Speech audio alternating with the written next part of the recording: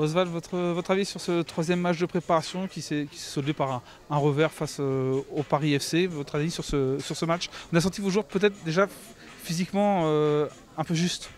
On était émoussés, très émoussés, surtout dans l'entame de match. On a mis beaucoup de temps à se mettre en route et même dans la période où on était un peu plus dans le rythme du match, on manquait cruellement de qualité technique et c'est sans doute lié au manque de fraîcheur parce qu'il y a une grosse différence dans la qualité technique entre ce qu'on a fait ce soir et ce qu'on a fait il y a quelques jours contre Brest. Voilà, on sait que la préparation, il y a toujours un moment donné où tu es un peu dans le creux. Je pense que là, on n'est pas loin d'y être.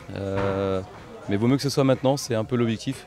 J'aurais aimé quand même qu'on soit capable de s'asseoir sur un peu plus de maîtrise technique pour au moins gérer le tempo du match, parce qu'on savait qu'on n'avait pas les arguments pour changer de rythme. On avait beaucoup de difficultés à mettre du rythme et des prises de vitesse dans notre jeu.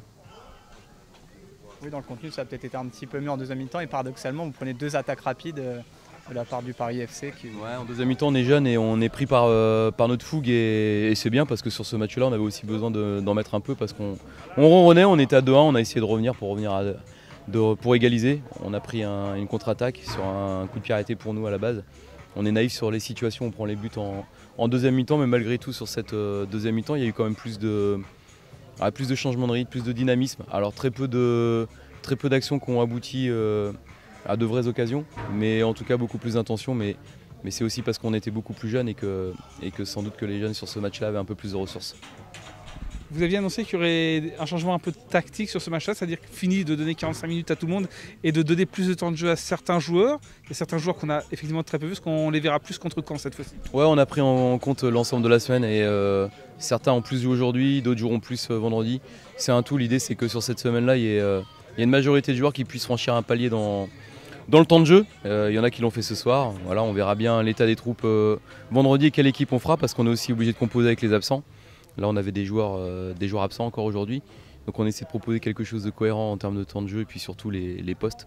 Voilà, on a surtout des difficultés notamment dans l'aspect défensif. Justement, à propos des absents, il n'y a pas eu de bobos ce soir J'ai pas fait le point. Des petits bobos sans doute parce que les chocs s'enchaînent et les matchs s'enchaînent, mais j'ai pas l'impression qu'il y ait de blessures vraiment graves. En tout cas, j'espère pas, parce qu'on n'a pas un effectif pléthorique à certains postes. On n'a surtout pas besoin d'avoir de blessés.